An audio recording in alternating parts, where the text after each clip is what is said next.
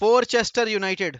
जी हाँ, फोरचेस्टर यूनाइटेड, क्योंकि लगातार दूसरे प्रीसीजन गेम में यूनाइटेड ने अपने ओपोनेंट के अगेंस्ट 4 गोल स्कोर किए हैं।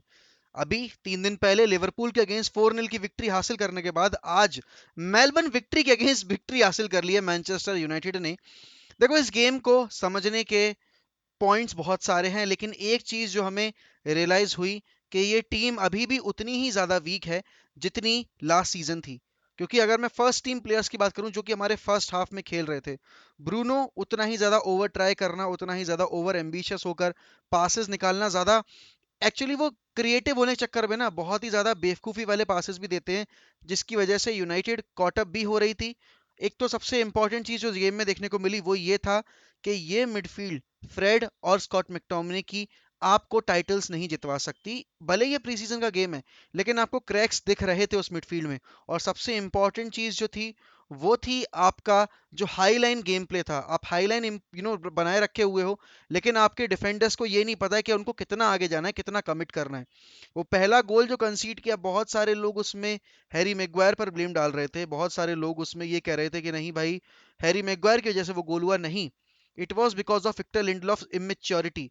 विक्टर लिंडलॉफ ने अपना मार्कर मिस किया, शोल्डर पे जो प्लेयर रन निकाल रहा था उसको मार्क नहीं किया। एंड उस केस में जब आप इतना हाई लाइन मेंटेन करे हुए हो, तो मैग्वायर के पास ऑप्शन क्या था?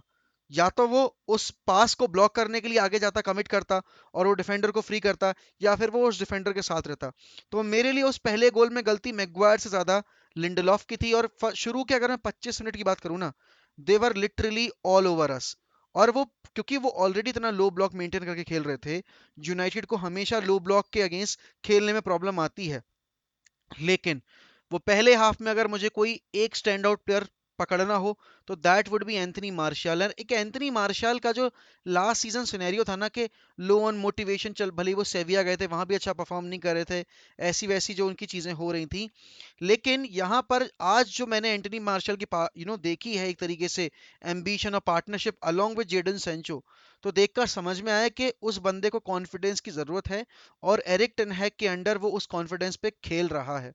यहाँ पर जेडन सैंचो का लिंकअप प्ले देखने में काफी मजा आ रहा था, और डिएगो डेलो और जेडन सैंचो की साइड से सबसे ज्यादा बार अटैक क्रिएट किए गए। तो यहाँ पर अभी तक जो हम कह रहे थे ना कि हमारी right hand side, creative side में बहुत ही ज्यादा डेड रहती है, ये रहती है वो रहती है, आई थिंक एरिक टेन हैग को इतना पता है कि उनको राइट हैंड फ्लैंक पर किस प्लेयर को यूज करना है। It should be Jadon Sancho and not आप मार्कस रैशफोर्ड को यूज कर रहे हो या फिर एंथनी लेंगा को यूज कर रहे हो। नहीं, जेडन सेंचो को हम लाए ही थे राइट विंग पे यूज करने के लिए, एंड जेडन सेंचो को उस पोजीशन पे खिलाकर Erik ten Hag can bring the best out of this team. अब अगर मैं सेकंड हाफ पे आऊं ना, तो पूरा सिनेरियो ही चेंज हो गया, क्योंकि हमने सेकंड हाफ में लिटरली अच्छी ब्रांड ऑफ फुटबॉल खेली है with our academy graduates on the field. Ethan Laird, अगर ईथन लायड को हम डेवलप कर लेते हैं, बेसिकली एरिक टेन हैग का ये हिस्ट्री रही है कि उन्होंने यंगस्टर्स को डेवलप करके उनको बहुत बेहतरीन प्लेयर बनाया है। तो ईथन लायड को अगर हम डेवलप कर लेते हैं, I don't think United are in desperate need of signing a right back in particular। क्योंकि राइट बैक के एरिया में अगर आपको अपने एकेडमी से ही वो प्लेयर मिल सकता है जो कि अच्छा कर जाए, आपको अपग्रेड दे दे आपके करंट राइट बैक्स के ऊपर, तो why not. But the player of the match for me was again Zidane Iqbal. भाई, an academy graduates who have recently signed a contract, first official contract with Manchester United। तो भाई मजा आ जाएगा। And to be very honest, मेरे लिए इस point of time पर ये चीज़ बहुत ज़रूरी मतलब मैटर करती है कि जिदान इकबाल को डेवलप करके हम अपनी कैसी मिडफील्ड की जो प्रॉब्लम्स उनको सॉर्ट आउट कर सकते हैं। क्योंकि अगर मैं अभी यहाँ पर देखूं कि फ्रैंकी डियोंग के केस में अगर ये डिसीजन आता है कि Frenkie de Jong is not going to join Manchester United, तो क्या हमारे पास अकेडमी वो प्लेयर है जो कि उस पोजीशन पे खेल सकता है? मैं ज्यादा हाई होप्स नहीं लगा रहा, ज्यादा प्रेशर पुट अप करने की कोशिश नहीं कर रहा, but Zidane Iqbal is a wonderful player. Zidane Iqbal is the player that I would love to have in the starting 11, जिस तरह की परफॉर्मेंस उन्होंने 2 मैचेस में दी है। एंड एक और प्लेयर है जिसको उतना रिकॉग्निशन नहीं मिला है, and that is Charlie savage. अब यहाँ पर चार्ली सैवेज की जो लॉन्ग बॉल डिलीवरीज थी, जो क्रॉस फील्ड प्ले था, भाई that was tremendous, that was absolutely beautiful. और यही एक चीज है जो कि हम मिस कर रहे थे अभी बहुत टाइम से, यू नो हमारी मिडफील्ड में, कि हमारा कोई भी डायगोनल पासिंग करने वाला बंदा नहीं रहता था मिडफील्ड के अंदर। मैटिस करता था कभी कभी, लेकिन अब आपका क्योंकि लिसांद्रो मार्टिनेज का भी हियर वी गो हो गया है आपके पास, अगर ये एकेडमी से प्लेयर्स आ जाते हैं आपकी टीम के अंदर, तो आपका जो सरदर्द था ना कि कितने मल्टीपल ऑप्शंस चाहिए आपको, तो कभी कभी आपके एकेडमी में ही वो रखे हुए होते हैं नायाब हीरे, जिनको आप यूज करके अपनी टीम बहुत जल्दी बिल्ड कर सकते हो। क्योंकि अगर मैं बार्सिलोना जैसी टीम्स की बात करूं या फिर हमारी जो क्लास ऑफ 92 थी, उस टाइम भी कुछ ऐसा ही सिनेरियो था हमारे लिए, ठीक है ना। और ये एक चीज जो कि हम अभी तक नहीं देख पा रहे थे कि एकेडमी में कोई ऐसे प्लेयर्स हैं जो कि हमें आके इंप्रूव करेंगे। इस साल वो होप दिख रही है, चाहे आप जेम्स गार्नर की बात करो, चाहे आप जिदान इकबाल की बात करो, चाहे आप चार्ली सैवेज की बात करो, चाहे आप चार्ली मैकनील की बात करो, चाहे आप इथन लायर, टेडन मैंगी, हनिबल मजाबरी, गर्नाचो, ये सारे प्लेयर्स आपकी एकेडमी से निकल कर आ रहे हैं। यूनाइटेड हमेशा से एक हब रही है इन इन प्लेयर्स के डेवलपमेंट के लिए, एंड काफी टाइम के बाद हमें इतना अबेंडेंस में टैलेंट देखने को मिल रहा है। तो यूनाइटेड के लिए सबसे अच्छी बात पता है इस वक्त पे क्या है, कि उनके पास एक ऐसा मैनेजर है जो कि उनको डेवलप कर सकता है, एंड परफेक्ट सिनेरियो यही है कि आपका एरिक टेन हैग अगर इन प्लेयर्स को डेवलप कर देगा, तो आपको मार्केट में जो 70-80 मिलियन खर्च करने पड़ रहे हैं प्लेयर्स के ऊपर, वो आपके बच जाएंगे, और आप उन प्लेयर्स को जिनको आप वाकई में बहुत ही जरूरत के तौर पर लाना चाहते हो, उनको आप लेकर आ पाओगे। तो भाई मेरे लिए तो आज का मैच स्टोरी मतलब टेल ऑफ टू हाफ्स था, जहां फर्स्ट हाफ में we were very poor, second half में हम अपने यंगस्टर्स के साथ बेटर परफॉर्म करके आए हैं। यंगस्टर्स इस वक्त पर ज्यादा स्ट्रॉन्ग कंटेंडर्स लग रहे हैं मुझे स्टार्टिंग 11 में अपनी जगह बनाने के, देन आपके ब्रूनो फर्नांडो और बाकी प्लेयर्स के।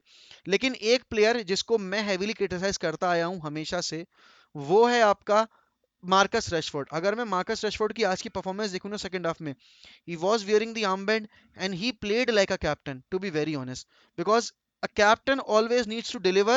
If he is not scoring, he has to lead the team as a leader by setting up the example, away, keeping him available at the right point of time in the right areas, and वो rashford ने किया है आज के game में।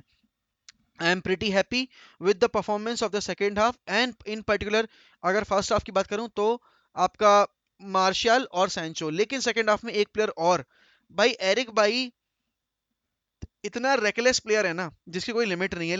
एक minute पे Eric भाई was losing position in his own half in the final, मतलब अपने हाफ में, और उसके दूसरे ही मिनट में एरिक भाई was assisting Marcus Rashford, and what a delightful finish from Marcus Rashford भाई।